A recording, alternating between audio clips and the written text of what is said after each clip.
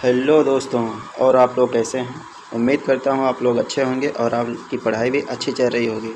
दोस्तों, आज youth competition की जो सामान्य ज्ञान का प्रीवियस ईयर क्वेश्चन है, प्राचीन इतिहास से लगभग 100 क्वेश्चन है जो आपको हम कराने जा रहे हैं, जो हो सकता है कि आगामी एग्ज़ाम वीडियो की बेहद ज़रूरी है। चलिए शुरू करते हैं दोस्तों। अब आज सिर्फ ऑप्शन ही सॉल्व कराएंगे और उसका जो विस्तार दिया हुआ है उसको नहीं बताएंगे। अगर आप लोग कमेंट करिएगा तो अगली जो नेक्स्ट पार्ट आएगा जिसमें मध्यकालीन इतिहास रहेगा तो उसको हम तब विस्तार से कराएंगे। जैसे आप कमेंट करेंगे उसी अनुरूप हम सॉल्व कराएंगे। चलिए शुरू करते हैं। पहला देखिए, दिया है कि निम्नलिखित में से किस युग में तांबे का पहली बार प्रयोग किया गया था।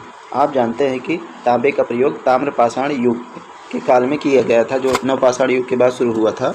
अगला देखिए, हड़प्पा के एक बंदरगाह का नाम बताइए। हड़प्पा का बंदरगाह का नाम लोथल था।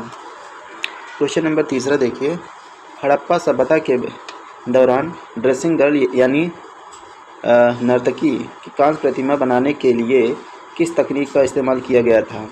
यह मोम लोपी ढलाई यानी कास्टिंग का प्रयोग किया गया था। क्वेश्चन नंबर अब 4 देखेंगे। क्वेश्चन नंबर 4 दिया है, 6वीं और 5वीं शताब्दी ईसा पूर्व में तुर्की के लोगों ने सिंधु के पूर्व में लोगों द्वारा इस्तेमाल की जाने वाली भाषा को क्या कहा जाता था। उसे हिंदवी कहा जाता था, हिंदवी। और क्वेश्चन नंबर 5 देखिए, हड़प्पा संस्कृति की जो मोहर और टेराकोटा कला निम्नलिखित में किस जानवर को दर्शाया नहीं गया है। यह क्वेश्चन बहुत बार पूछा जा चुका है। गाय को नहीं दर्शाया गया है। ऑप्शन नंबर बी सही है। क्वेश्चन नंबर 6 देखिए, हड़प्पा काल में इनमें से कौन सा नगर 3 भागों में विभाजित था। यह विभाजित था धौलावीरा, जो गुजरात राज्य में स्थित है।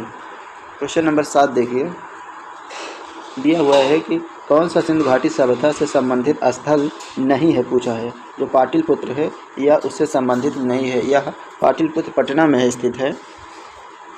और मोहनजोदड़ो शब्द का क्या अर्थ है। मोहनजोदड़ो शब्द का अर्थ है माउंट ऑफ द डेड यानी मृतकों का टीला जिसे कहा जाता है। क्वेश्चन नंबर 9 देखिए, सिंधु घाटी सभ्यता के बारे में कौन सा कथन सत्य है। यह सिंधु लोग कपास का उत्पादन करने वाले पहले थे, यही पहला सही है। अब क्वेश्चन नंबर 10 देखिए, हड़प्पा सभ्यता के एक हिस्से लोथल की खुदाई की खोज किसने किया था।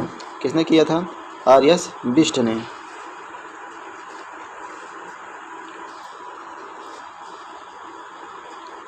अगला देखिए, सिंधु सभ्यता घोड़े की अस्थियों का अवशेष कहाँ मिली है। यह मिला है सुटकोटदा में। सुटकोटदा या गुजरात के कच्छ जिले में स्थित है। और अब वैदिक सभ्यता से संबंधित है, जो यह चैप्टर वाइज है। उपनयन समारोह से क्या तात्पर्य है। यह बच्चों के पवित्र जनेऊ धारण कराया जाता था। इस मतलब उपनयन एक संस्कार होता है। और सत्यमेव जयते जो महावाक्य है कहाँ से लिया गया है। आप जानते हैं मुंडको उपनिषद से लिया गया है। और वेदों के गद्य प्रकरण को क्या कहते हैं। क्या कहते हैं? संहिता कहते हैं कि ब्राह्मण कहते हैं, अण्यक कहते हैं कि उपनिषद कहते हैं। उसे कहते हैं क्या? ब्राह्मण। क्वेश्चन नंबर 15 देखिए, कौन सा ज्ञान के सिद्धांत पर बल देता है। यह उपनिषद है, ज्ञान के सिद्धांत पर बल देता है। ऋग्वेद में निम्नलिखित में से किस देवता की सर्वाधिक महत्ता का वर्णन किया गया है। इंद्र का अधिकतम, मतलब कि उन्हीं के महत्ता को दर्शाया गया है।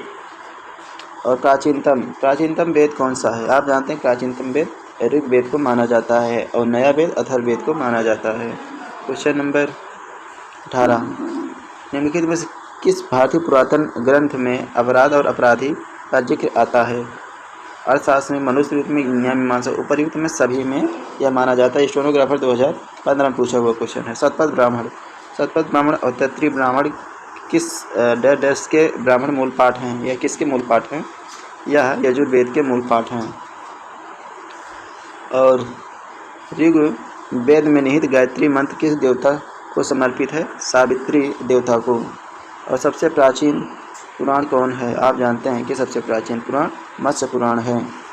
और उनके में से किसे उपवेद नहीं माना जाता है। योग जो योग वेद होता है उसे नहीं माना जाता है और सभी हैं। वैदिक देवता इंद्र किसके देवता हैं? वर्षा और चक्रवात के देवता हैं। और कुछ महाजनपद से आ गया है, मतलब ये प्राचीन इतिहास के चैप्टर वाइज है। राजा बिंबिसार के दरबार में उस प्रसिद्ध चिकित्सक का क्या नाम है जो भगवान बुद्ध के निजी चिकित्सक थे? उन्हें जीवक कहा जाता था। क्वेश्चन नंबर अगला देखिए कि जैन धर्म का सबसे महत्वपूर्ण मौलिक सिद्धांत क्या था? अहिंसा था। 5 सिद्धांत उन्होंने दिए थे: अहिंसा, सत्य, अस्तेय, अपरिग्रह और ब्रह्मचर्य। और क्वेश्चन नंबर 26 देखिए, गौतम बुद्ध को ज्ञान किस नदी के तट पर हुआ था? यह निरंजना नदी के तट पर हुआ था। गौतम बुद्ध ने सारनाथ में अपना पहला उपदेश दिया था। धर्मचक्र प्रवर्तन, इसे जाना जाता है धर्मचक्र प्रवर्तन के नाम से। और क्वेश्चन नंबर 28 देखिए, किस स्थान में प्रथम बौद्ध संगीत का आयोजन किया गया था? यह किया गया था राजगिरी में किया गया था। क्वेश्चन नंबर 29 देखिए, 6ठी शताब्दी ईसा पूर्व में जैन और बौद्ध ग्रंथों में कितने महाजनपदों का उल्लेख मिलता है? आप जानते हैं 16 महाजनपदों का उल्लेख मिलता है, जो कि बौद्ध धर्म में अगुंतर निकाय से और जैन ग्रंथ में भगवती सूत्र में 16 महाजनपदों का उल्लेख मिलता है। भगवान बुद्ध की 200 फीट ऊंची कांस्य प्रतिमा स्थापित करने का निर्णय लिया गया है। कहाँ? कुशीनगर में। और क्वेश्चन नंबर 31 देखिए, बुद्ध को महापरिनिर्वाण कहाँ प्राप्त हुआ था? यह है कुशीनगर में। और क्वेश्चन नंबर 32 देखिए, किस स्मारक से गौतम बुद्ध ने दुनिया के लिए बौद्ध धर्म के अपने दिव्य ज्ञान प्रचार किया था? यह महाबोधि मंदिर से। क्वेश्चन नंबर 33 देखिए, गौतम बुद्ध ने डैश में धर्म चक्र प्रवर्तन सूत्र यानी धर्म चक्र प्रवर्तन सूत्र का उपदेश कहाँ से दिया था? सारनाथ से। क्वेश्चन नंबर 34 देखिए, उस स्थान का नाम बताएं जहाँ बौद्धों की मान्यता के अनुसार गौतम बुद्ध ने अपनी मृत्यु के बाद परिनिर्वाण प्राप्त किया। कहाँ? कुशीनगर में, 483 ईसा पूर्व में। क्वेश्चन नंबर 35, पाली में बौद्ध ग्रंथों को आमतौर पर त्रिपिटक यानी थ्री-फोल्ड बास्केट कहा जाता है। इनमें से कौन सा त्रिपिटकों में नहीं है? उपशाखा पिटक यही नहीं है, बाकी अधिगम पिटक, सुत्त पिटक और विनय पिटक, ये तीनों पिटक हैं। ये ग्राम विकास अधिकारी 23 दिसंबर को आया था। त्रिपिटक निम्नलिखित में से किससे संबंधित है? या बौद्धों से संबंधित है। और ज्ञान प्राप्त करने के बाद गौतम बुद्ध किस रूप में मतलब जाना जाने लगे? बुद्ध के रूप में। बोध गया एक महत्वपूर्ण बौद्ध तीर्थ केंद्र था। किस लिए प्रसिद्ध था बोध गया? क्योंकि गौतम बुद्ध ने ज्ञान प्राप्त करने के बाद यहाँ अपना पहला उपदेश दिया था। नहीं, यहीं पर उन्होंने ज्ञान की प्राप्ति किया था। ऑप्शन नंबर 20 सही है। बुद्ध ने अपना पहला उपदेश कहाँ दिया था? सारनाथ में। और अगला क्वेश्चन, बौद्धों के लिए उत्तर प्रदेश में सारनाथ क्यों महत्वपूर्ण है? क्योंकि भगवान बुद्ध ने अपना पहला ज्ञान सारनाथ में ही मतलब उपदेश दिए थे। क्वेश्चन नंबर 41, मनुष्य जीवन का सर्वोत्तम ध्येय है। कैवल्य का अर्थ क्या है? कैवल्य का अर्थ है इच्छाओं पर विजय प्राप्त करना। और 24वें तीर्थंकर आप जानते हैं कि महावीर स्वामी को कहा जाता है। क्वेश्चन नंबर 44 है, पहले जैन तीर्थंकर कौन थे? आप जानते हैं कि ऋषभदेव हैं। क्वेश्चन नंबर 44 देखिए, जैन धर्म में त्रिरत्न दिए जाते हैं, उन्हें निर्वाण का मार्ग कहा जाता है। क्या है? सही विश्वास, सही ज्ञान और सही आचरण। ऑप्शन नंबर डी सही है। क्वेश्चन नंबर 45 देखिए, वह कौन सा व्यक्ति है जिनका नाम देवनाम प्रियदर्शी भी था? आप जानते हैं सम्राट अशोक। क्वेश्चन नंबर 46 देखिए, क्वेश्चन नंबर 46 है, राजा कनिष्क के शासनकाल के दौरान दरबारी चिकित्सक क्या नाम था? चरक था। जो कनिष्क के दरबार में रहते थे उनका नाम चरक था। और क्वेश्चन नंबर 47, नगर पालिका प्रशासन के एक विस्तृत प्रणाली की स्थापना के लिए निम्नलिखित में से सबसे प्रसिद्ध राजा का नाम बताइए। चंद्रगुप्त मौर्य। नगर पालिका प्रशासन की एक विस्तृत प्रणाली की स्थापना के लिए चंद्रगुप्त मौर्य का नाम प्रसिद्ध है। 48 देखिए, कनिष्क। कनिष्क के शासनकाल के दौरान निम्नलिखित में से कौन सी बौद्ध संगीत का आयोजन किया गया था? कनिष्क आप जानते हैं कि चौथी बौद्ध संगीत किया गया था, जो कुंडलवन में किया गया था। मौर्यकालीन भारत के विवरण वाली इंडिका है, उसके लेखक कौन है? मेगास्थनीज जी हैं। अगला क्वेश्चन देखें, क्वेश्चन नंबर 50 है, जो चरक संहिता है किससे संबंधित है या चिकित्सा से संबंधित है? क्वेश्चन नंबर 51, मौर्य अर्थव्यवस्था का मुख्य रूप किस पर निर्भर थी? यह निर्भर थी कृषि अर्थव्यवस्था पर। अशोक का प्रधान शिलालेखों में सबसे बड़ा शिलालेख कौन सा है? 13वां शिलालेख सबसे बड़ा शिलालेख है, जिसमें कलिंग युद्ध का वर्णन भी मिलता है। क्वेश्चन नंबर 53 देखिए, अशोक के आक्रमण के दौरान कलिंग यानी पूर्वी प्रांत की राजधानी क्या थी? राजधानी उसकी तोसली थी, कलिंग की राजधानी तोसली थी। देवनामपुरी किसका दिया गया है? अशोक का। और निम्नलिखित में से किनके बीच तक्षशिला शहर स्थित है? यह सिंधु और झेलम के बीच तक्षशिला शहर स्थित है। क्वेश्चन नंबर 56, सम्राट अशोक का कौन सा शिलालेख कलिंग पर उसके विजय का उल्लेख करता है? 13वां शिलालेख। क्वेश्चन नंबर 57, अशोक का सिंह चतुर्भुज स्तंभ स्थित है, ये एक स्तंभ है, कहाँ पर स्थित है? आपको यही बताना है, सारनाथ में। चंद्रगुप्त मौर्य के इस प्रसिद्ध राजनीतिक सलाहकार के निम्नलिखित सभी नामों से जाना जाता है। इसके अलावा समुद्रगुप्त के अलावा सभी नामों से जाना जाता है। चाणक्य, कौटिल्य, विष्णुगुप्त। क्वेश्चन नंबर अगला देखिए, 59, अशोक के कौन से शिलालेख में ब्राह्मी लिपि का प्रयोग नहीं किया गया है? शाहबाजगढ़ी जो शिलालेख है, इसमें ब्राह्मी लिपि का प्रयोग नहीं किया गया है। क्वेश्चन नंबर 60 देखिए, मौर्य कला का सर्वोत्तम प्रतिमान कौन सा है? यह स्तंभ है। निम्नलिखित में से कौन सा अशोक के साम्राज्याधीन नहीं था? कामरूप नहीं था। अब आपको बताना है कि जो कामरूप है यह किसका प्राचीन नाम है? बृहद सांची स्तूप किस काल से संबंधित है? मौर्य काल से। योग दर्शन के प्रवर्तक कौन हैं? योग दर्शन आप जानते हैं कि महर्षि पतंजलि जी हैं, ना कि रामदेव। अगला क्वेश्चन देखिए, क्वेश्चन नंबर 64, दी गई जानकारी से राजवंश की पहचान करें। पुष्यमित्र ने इस वंश की स्थापना की। उनके प्रभुत्व दक्षिण में नर्मदा नदी तक फैले थे और पाटलिपुत्र, अयोध्या और विदिशा के शहर शामिल थे। इन्होंने 2 अश्वमेध बलिदान किए। उन्होंने बैक्ट्रियन राजा डिमेट्रियस को भी हराया। राजवंश का 5वां राजा भागभद्र था। पतंजलि का गौरव ग्रंथ महाभाष्य इस समय के दौरान लिखा गया था। इनमें से आपको बताना है कौन सा है? यह था शुंग वंश। अगला देखिए, क्वेश्चन नंबर 65, प्राचीन भारत के महान व्याकरणविद पतंजलि इसके समकालीन थे। यह पुष्यमित्र शुंग के समकालीन थे। क्वेश्चन नंबर 66 देखिए, 66 में दिया हुआ एक है कि कनिष्क के शासनकाल के दौरान कौन सा प्रसिद्ध आयुर्वेद विद्वान रहता था? जो चरक था, उनके दरबार में रहता था। कुषाण मूलतः कहाँ के निवासी थे? यह चीनी और तुर्किस्तान के थे। क्वेश्चन नंबर अगला देखिए, गुप्त वंश आगे। गुप्त वंश क्वेश्चन नंबर 68 है, किस शासक के दरबार में बहुत से विद्वानों नवरत्नों के रूप में अलंकृत किया गया है? यह चंद्रगुप्त द्वितीय के शासन के दरबार में, जिसे विक्रमादित्य। और क्वेश्चन नंबर 19 देखिए, हर्षवर्धन के शासनकाल के दौरान निम्नलिखित में से कौन सी नई राजधानी थी जो थानेश्वर से स्थापित किया गया था? कन्नौज से हर्षवर्धन ने थानेश्वर और कन्नौज मतलब हर्षवर्धन की 2 राजधानियाँ थी। क्वेश्चन नंबर 70 देखिए, किस शासक के दरबारी कवि हरिसेन थे? आप जानते हैं कि हरिसेन किसके दरबारी थे? समुद्रगुप्त के। भारतीय इतिहास में धन्वंतरी क्या थे? चंद्रगुप्त विक्रमादित्य की सभा को सुशोभित करने वाले प्रसिद्ध चिकित्सक थे। और क्या ऑप्शन नंबर भी सही होगा?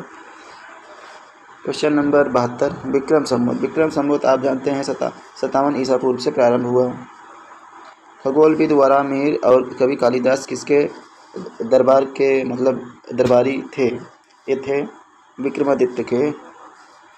क्वेश्चन नंबर 74 देखिए, हर्षवर्धन ने 5 इंडीज को ने नियंत्रण लिया और इसमें कौन सा 5 इंडीज का था? यह था पंजाब, कन्नौज, बंगाल, बिहार और उड़ीसा। क्वेश्चन नंबर 75 देखिए, वह स्थल जहां हर्षवर्धन ने बौद्ध महासम्मेलनों का आयोजन किया था प्रयाग में। क्वेश्चन नंबर अगला देखिए, क्वेश्चन नंबर 76 है, कन्नौज के से पूर्व हर्षवर्धन कहाँ का शासक था? थानेश्वर का। क्वेश्चन नंबर अगला देखिए, गुप्त काल की प्रसिद्ध महिला शासिका कौन थी? यह प्रभावती गुप्ता थी। क्वेश्चन नंबर 78 है, 12वीं शताब्दी के आरंभ में दिल्ली पर किसका शासन था? किसका शासन था? तोमर वंश का था। क्वेश्चन नंबर 79 देखिए, जयचंद के विश्वासघात के कारण पृथ्वीराज चौहान की पराजय हुई। कालांतर में जयचंद कहाँ और कब मारा गया था? चंदावर के युद्ध में मारा गया था 1194 में। क्वेश्चन नंबर 80, किस वंश ने भारत के दक्षिण भाग पर शासन नहीं किया? ये राजपूत वंश ने दक्षिण भारत पर शासन नहीं किए थे। ये राजस्थान, दिल्ली, पंजाब, मध्य प्रदेश तक ही सीमित थे। पाल वंश, पाल साम्राज्य भारत के किस हिस्से से संबंधित है? यह पूर्वी हिस्से से संबंधित है। अगर आप टारगेट विथ आलोक वाला टेस्ट दिए होंगे तो यह क्वेश्चन पूछा हुआ है। पाल वंश का पहला शासक कौन था? आप जानते हैं पाल का गोपाल था, क्योंकि यही पाल वंश का संस्थापक भी था। क्वेश्चन नंबर अगला देखिए 83, कौन सा शिव मंदिर चोल शासकों के संरक्षण से नहीं बनाया गया था? या गोंडेश्वर का सिन्नार मंदिर। क्वेश्चन नंबर 84 देखिए, महोदयपुरम के चेर साम्राज्य में बोली जाने वाली भाषा संभावित थी कौन सी? यह दोस्तों अभी हम बताते हैं, यह थी मलयालम भाषा थी। क्वेश्चन नंबर 85 देखिए, सिंचाई के लिए 16 मील लंबी चोल झील का निर्माण किस चोल शासक ने करवाया था? राजेंद्र प्रथम ने करवाया था। और क्वेश्चन नंबर 86, साहित्य संगम साहित्य के रूप में प्रसिद्ध है तमिल साहित्य। 87 देखिए, चोल अभिलेखों के अनुसार जैन सभाओं को दान दिए जाने वाली भूमि को क्या कहा जाता था? पल्लिच्छादनम। और क्वेश्चन नंबर 88 देखिए, प्रसिद्ध संस्कृत ग्रंथ लीलावती किस विषय से संबंधित है? आप जानते हैं कि लीलावती या गणित से संबंधित है। और अगला देखिए, मालविकाग्निमित्रम पुस्तक किसने लिखी है? आप जानते हैं कालिदास जी की रचना है। ज्ञान शकुंतलम भी आप जानते हैं कालिदास जी की रचना है। और आपको एक किताब तो जानना जरूरी है, इसलिए बता दे रहा हूँ। अष्टाध्यायी पाणिनि, रामायण वाल्मीकि, महाभारत वेदव्यास, महाभाष्य पतंजलि, अभिज्ञान शकुंतलम कालिदास, रघुवंशम कालिदास, पंचतंत्र विष्णु शर्मा, कामसूत्र वात्स्यायन और सूर्य सिद्धांत आर्यभट्ट के, बुद्धचरित अशोकघोष, पृथ्वीराज रासो, चंद्रप्रदाय, गीत गोविंद, जयदेव, ये सभी किताबें पूछी जाती हैं। इसलिए आप लोग एक नोट जरूर कर लेना। अगला देखिए, कादम्बरी के लेखक कौन हैं? कालिदास हैं कि कौटिल्य हैं कि हर्ष हैं कि बाणभट्ट हैं? कौन है कादम्बरी के लेखक? कादम्बरी के लेखक कौन है? बाणभट्ट। और विशाखदत्त द्वारा लिखित मुद्रा राक्षस कौन सी भाषा में लिखा गया है? यह संस्कृत भाषा में लिखा गया मुद्रा राक्षस। और मैगस्थनीज, जिसने भारत के बारे में प्रसिद्ध ग्रंथ इंडिका लिखी है, मूल रूप से किस देश का था? यह ग्रीस का था, यानी यूनान। प्रसिद्ध विरूपाक्ष मंदिर कहाँ पर स्थित है? पपनासम यह कर्नाटक के हम्पी तुंगभद्रा नदी किनारे पर स्थित है।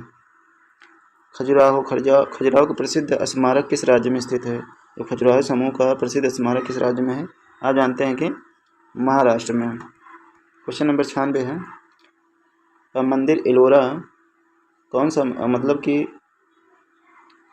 कैलाश मंदिर एलोरा महाराष्ट्र में स्थित एक प्राचीन हिंदू मंदिर है, जो चट्टानों को काटकर बनाए गए सबसे बड़े मंदिरों में से एक है। कौन? कैलाश मंदिर। मथुरा कला स्कूल यानी मथुरा कला शिक्षा कब से अपने शिखर पर थी? यह कुषाण काल। क्वेश्चन नंबर 98 दोस्तों, भारत में नवपाषाण गुफा चित्रकारी कहाँ मिलती है? यह मिलती है भीमबेटका में। क्वेश्चन नंबर लास्ट है दोस्तों 99। प्रागैतिहासिक काल की चित्रकारी वाली प्रसिद्ध पंचमुखी गुफाएं निम्नलिखित में से किस जिले में स्थित है? सोनभद्र में। दोस्तों बाकी अभी मतलब कि मध्यकालीन इतिहास भी है और आधुनिक इतिहास भी है। आप लोग कमेंट करेंगे तो हम उसकी भी वीडियो बना देंगे, और आप लोग कमेंट करेंगे तो उसका जो विस्तार दिया हुआ है तो उसका विस्तार भी हम मतलब कि बताएंगे पढ़कर। जैसे आप लोग कहिएगा कि ऐसे ऑप्शन बस टिक कर दें, जैसे कहिएगा वैसे हम करेंगे, बाकी आप लोग बताइएगा। ठीक है दोस्तों, मिलते हैं नेक्स्ट वीडियो में।